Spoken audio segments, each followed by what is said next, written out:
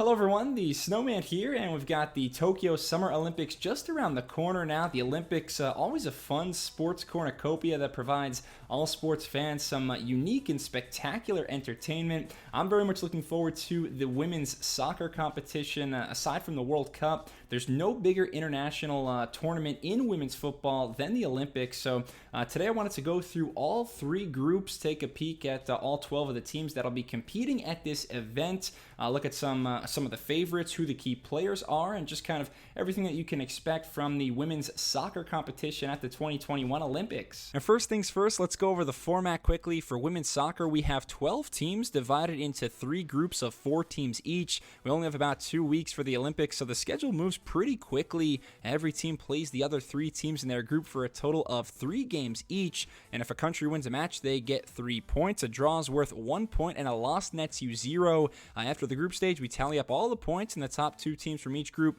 along with the 2 best third place teams, move on to the knockout stage. So 8 of the 12 teams move on to the quarterfinals. From there, we have a single elimination knockout stage, quarterfinals, semifinals, and then a final that serves as our gold medal match. There's also a bronze medal match for the 2 losing semifinalists, but that's basically it. Very simple, very similar to the World Cup or any of the other major events in international football. So let's pull up our groups now, and we'll start with Group E, a very strong group with 3 teams ranked in the top 10 of the FIFA World Rankings. The host Japan are joined by Canada, Great Britain, and Chile, and I could see any of those first 3 teams winning the group, but the favorites on paper for Group E is Great Britain. In fact, let's take a quick look at the overall favorites for these Olympics. The United States leads the way at minus 140. That equates to about a 58% chance that the USA wins it all. The reigning European champs, Netherlands, deservedly in second place here. Great Britain in third, followed by the likes of Sweden, Brazil, and the Japanese.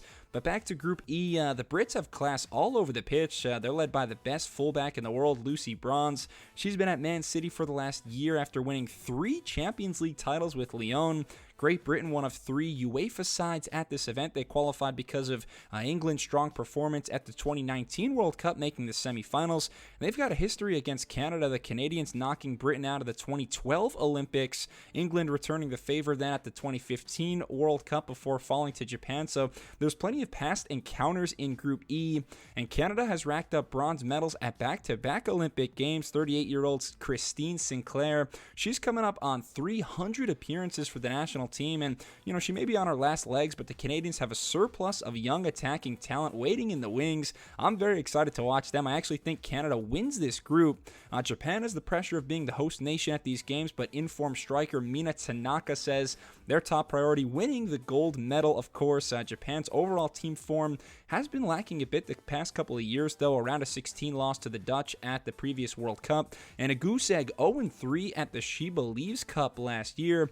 And then Chile might be the underdog in Group E, but just to follow up their first ever World Cup appearance 2 years ago with their maiden Olympics this summer is remarkable for a rising program that features one of the elite goalkeepers in the world, 7-time Chilean Footballer of the Year, Christiane Endler.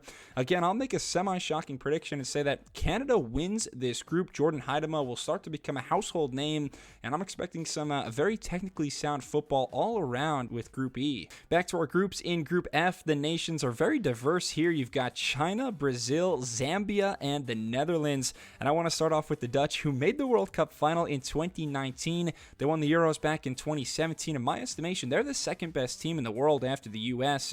As long as they have this core of Lieke Martins, Danielle van de Donk, Groningen, Spitz, and Miedema, they're so balanced. Head coach Sarina Wiegman will want to get the Netherlands their first medal in women's football before leaving for the England job in September.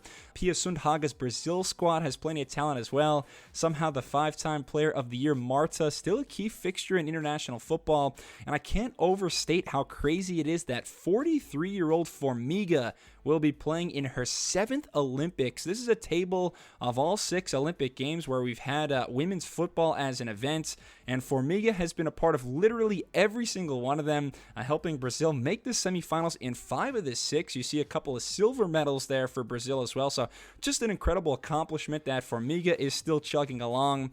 The third team, China, had a thrilling win over South Korea in Asian qualifying. That was 4-3 over 2 legs, and that ensured their qualification, although China has had some adversity with COVID and some training protocols. One of their stars, Wang Shuang, endured a 76-day lockdown in Wuhan last year.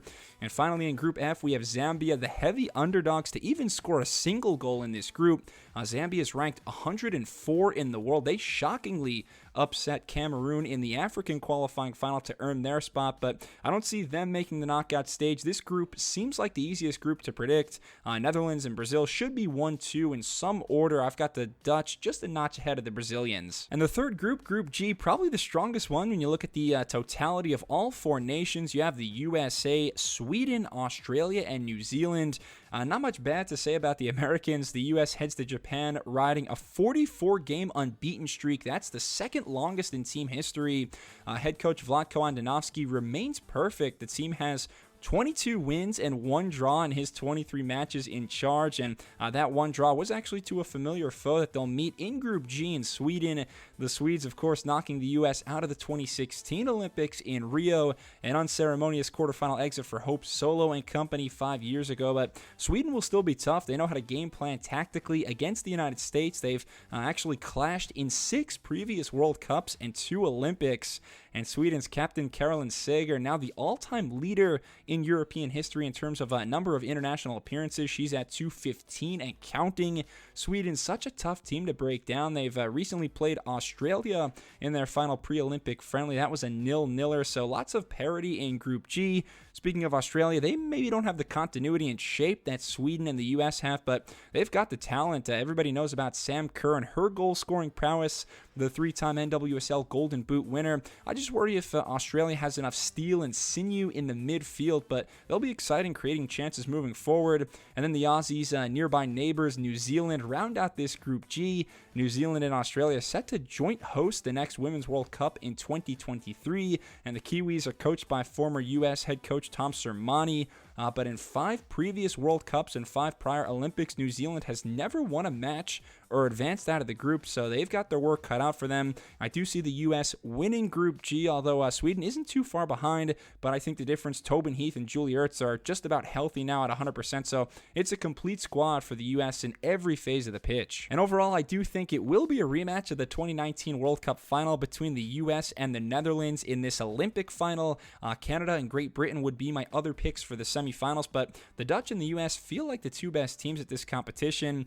They had an enthralling final 2 summers ago. I'm hoping for part 2, but despite the rest of the world gaining ground on the U.S. in the past decade, that U.S. roster just too loaded to pick against right now.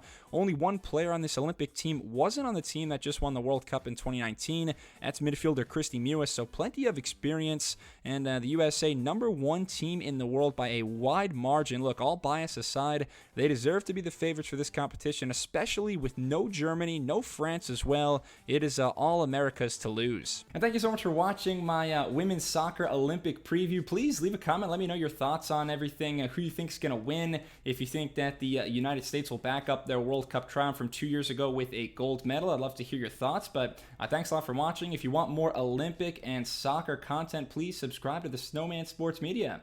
Thanks a lot. Cheers.